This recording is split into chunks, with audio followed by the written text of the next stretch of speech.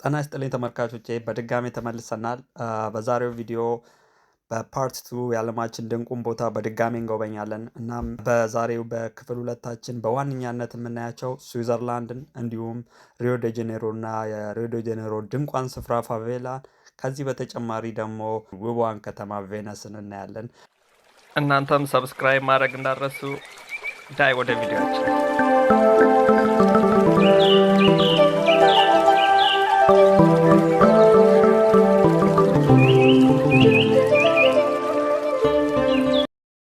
ዛሬ በጀርመን ሃምቡርግ የሚገኘው ሚኒያትር ቮንደርላንድ ውስጥ የተሰራውን የስዊዘርላንድ አስደናቂ ሞዴል እየተመለከትን ስለ እውነተኛዋ ስዊዘርላንድ ታሪክ እንዲሁም እንዴት እንደተመሰረተች እና ለዓለም ምን ላይ ታዋቂ እንደሆነች እንዲሁም ያሏትን ሌሎች የተፈጥሮ ድንቆቿን እንቃኛለን።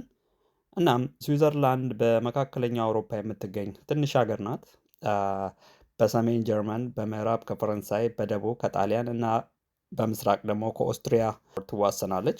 ምንም እንኳን በመጠን ትንሽ ብትሆንም በተፈጥሮ ውበቷ፣ በሰዓት ስራዋ፣ በቸኮሌት፣ በባንክ ስርዓቷና በተራራ ባቡሮቿ በዓለም በጣም ታዋቂ ከሆኑ ሀገሮች መካከል ስዊዘርላንድ አንዷ እንደሆነች ይታወቃል። በሚኒያትር ቮንደርላንድ ወደ ስዊዘርላንድ ክፍል ስንገባ በመጀመሪያ አይናችንን የሚስበው በክፍሉ መሃል ላይ በግርማ ሞገስ ቆሞ የሚታየው ታዋቂው የማተርሆርን ተራራ ሲሆን ይህ አነስተኛ ተራራ ቁመቱ ወደ 6 ሜትር የሚጠጋ ነው። በህንፃው ሁለተኛ ፎቆች ላይ ተዘርግቶ የተሰራው ይህ ቦታ ጎብኚዎች በደረጃዎች ወደ ላይ እና ወደ ታች ሲወርዱ ተራራውን ከተለያዩ አቅጣጫ ማየት ይችላሉ። እያንዳንዱ ዝርዝር ነገር ልክ እንደ እውነተኛ የስዊዘርላንድ አልፕስ ተራራ ተደርጎ በትንሹ የተቀረጸ ነው። የባቡር ምህንድስናው አስደናቂ ኔትወርክን ደግሞ ስንመለከት በዚህ ክፍል ውስጥ ከ180 በላይ ትናንሽ ባቡሮች በ3000 ሜትር ርዝመት ባለው የሀዲድ መስመር ላይ ሲመላለሱ እናያለን እና በተጨማሪም በስዊዘርላንድ መሬት አቀማመጥ ተከትሎ የተሰሩት እነዚህ ባቡሮች በተራሮች ውስጥ የሚገኙ ዋሻዎችን በከፍታ ላይ ባሉ ድልድዮችና የጠባብ ሸለቆዎች ውስጥ ሲያልፉ ማየት በጣም ያስደምማል። በተጨማሪም ብሬሹር የተባለው ትልቁ የባቡር ጣቢያ ላይ የተለያዩ የሀዲድ አይነቶች ጠባብና መደበኛ ሀዲዶች በአንድ ላይ ተቀናጅተው ሲሰሩ ማየት በዘመናዊ ምህንድስና ጥበብ በግልጽ ያሳያል።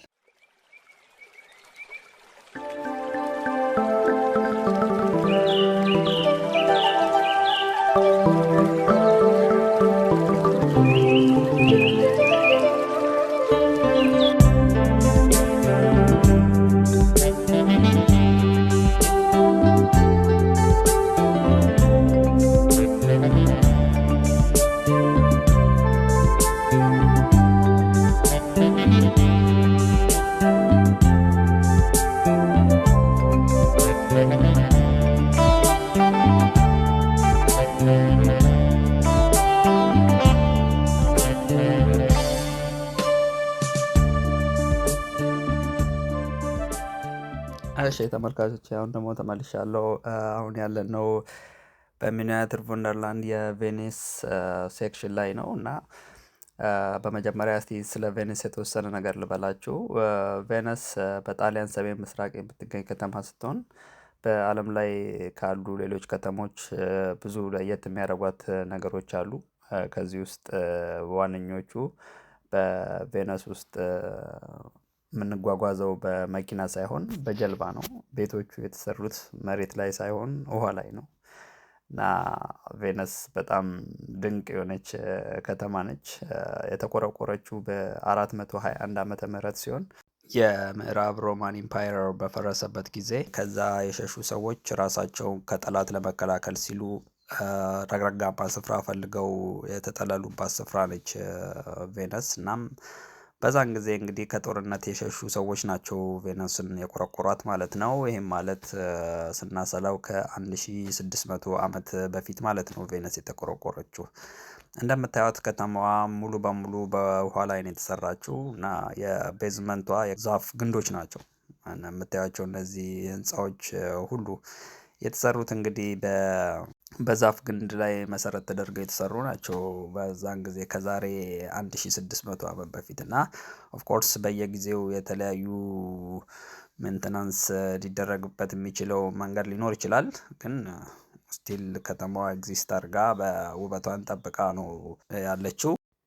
ይህ የምታዩት በቬነስ ውስጥ የሚገኘው የቅዱስ ማርቆስ ቤተክርስቲያን ሲሆን ይህ ቤተክርስቲያን በወርቃማ ሞዛይኮች፣ በግሩም ጉልላቶች እና ባዛንታይን የህንፃ ቅርጽ ይታወቃል።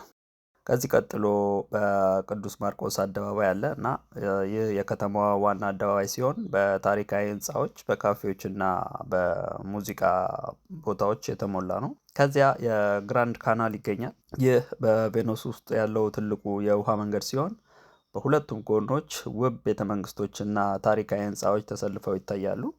ከቬነስ ታዋቂ ድልድዮች መካከል ሪያልቶ ድልድይ በ1591 ተጠናቆ የተገነባ ሲሆን የከተማዋ ምልክት ሆኖ ይታወቃል።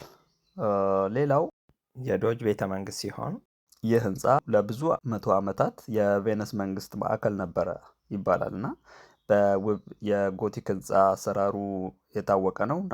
እስከ ዛሬም ድረስ ጎብኚዎች ቬነስ ሄደው ሳይጎበኙ ከማይመለሱባቸው ቦታዎች መካከል ይሄ የዶጅ ቤተ መንግስት ነው። እናም በተረፈ እንግዲህ አንድ ሰው ቬነስን ሲጎበኝ በጀልባ መጓዝ የግድ የሆነበት ሀገር ነው። ምክንያቱም በጀልባ ካልተጓዝን ወዴትም መንቀሳቀስ ስለማንችል ያው ቬነስን መጎብኘት እድሉ ከገጠመን ዋነኛ ማድረግ ከሚገባን ነገሮች አንዱ በጀልባ መጓዝ ይኖርብናል ማለት ነው። እና ቬነስ እንግዲህ ይህን ትመስላለች። አይ ቲንክ በጣም ውብና የምታምር ከተማ ነች። እድሉ ገጥሞኝ ለማየት ሞክሬ ነበረ ከ6 ዓመት በፊት እና በጣም ውብና የምታምር ከተማ ነች።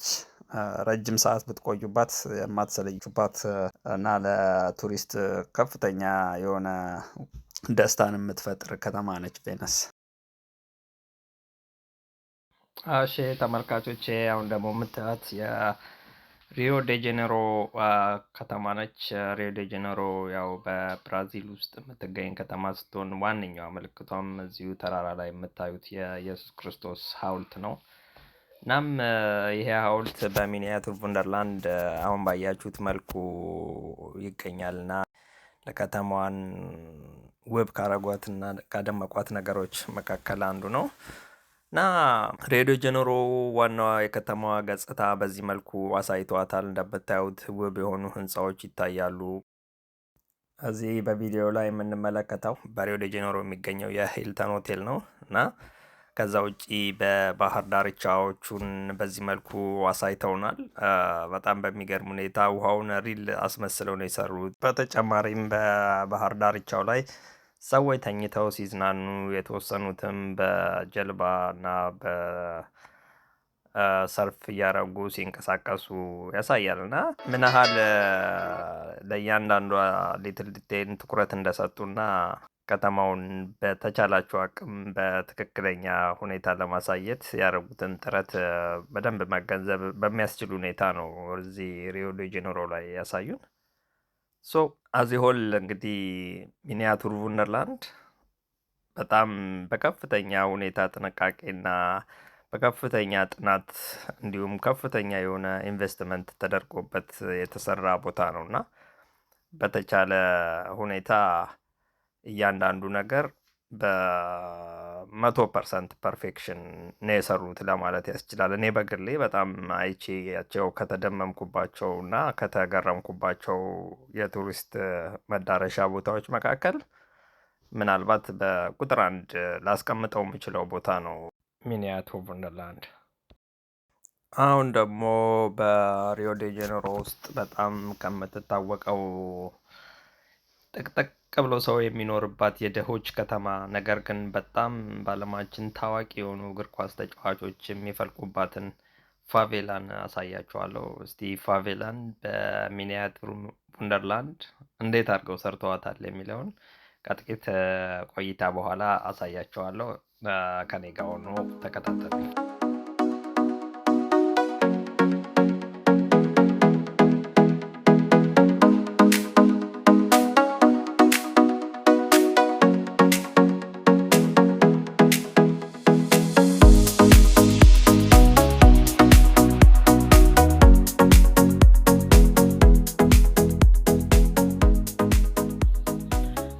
በሪዮ ዴ ጄኔሮ ውስጥ ብዙ ፋቬላ ተብለው የሚጠሩ ሰፈሮች ሲኖሩ ከዚህ ውስጥ በስፋት የምትታወቀው ሮሲኒያ የምትባለው በአንዷ የፋቬላ ከተማ ነች እና የፋቬላ የሚባሉት አካባቢዎች በጠቅላላው ደሃ ማህበረሰቦች በብዛት የሚኖሩበት አካባቢ ሲሆን እንደምታዩት ቤቶቹ ጥቅጥቅ ያሉና ያለ ፕላን የተሰሩ ናቸው። ይህም እንግዲህ በብራዚል ካላት 212 ሚሊዮን ፖፕሌሽን ውስጥ ከ16 እስከ 17 ሚሊዮን የሚሆነው ወይም ደግሞ 8% የብራዚል ህዝብ በእነዚህ ፋቬላ በሚባሉ ሰፈሮች ውስጥ ተጠቅጥቆ ይኖራሉ ማለት ነው። እና እነዚህ ቦታዎች ምንም እንኳን አብዛኛው ዝቅተኛ የኑሮ ደረጃ ላይ ያለ ሰው የሚኖርባቸው አካባቢዎች ቢሆኑም ግን በዓለማችን ላይ ትልቅ አስተዋጽኦ ያላቸውና ከፍተኛ የሆነ ታዋቂ የሆኑ ሰዎች እንደነ ፔሌ፣ ኔይማር፣ ቪኒሺየስ ጁኒየር እና አንቶኒን ሁሉ የመሳሰሉ ስፖርተኞች ወይም ኳስ ተጫዋቾች የወጡባት ስፍራ ነች እና ፋቬላ እንግዲህ በብራዚል ውስጥ ያሉ ወጣቶች ራሳቸውን ለመቀየር እግር ኳስን እንደ ዋነኛ የህይወት መቀየሪያ ምንጭ አድርገው የሚጠቀሙባት ስፍራ ነች እና ፋቬላ በአካባቢዋ በብዛት ያሉ ሰዎች ወጣቶቹ አይዘር ስፖርተኛ ነው የሚሆኑት ኦር ደግሞ ሌሎች ህገወጥ ስራዎችን በመስራት ነው የሚተዳደሩባት እና ፋቬላ ከአካባቢዋ ውጭ የሆኑ ሰዎች በብዛት ደፍረው የማይሄዱባት ሰፈሮች ናቸው። ሰው በሚኒያትር ቮንደርላንድ በተቻላቸው አቅም ፋቬላን ለማሳየት በዚህ መልኩ ሞክረዋል ማለት ነው።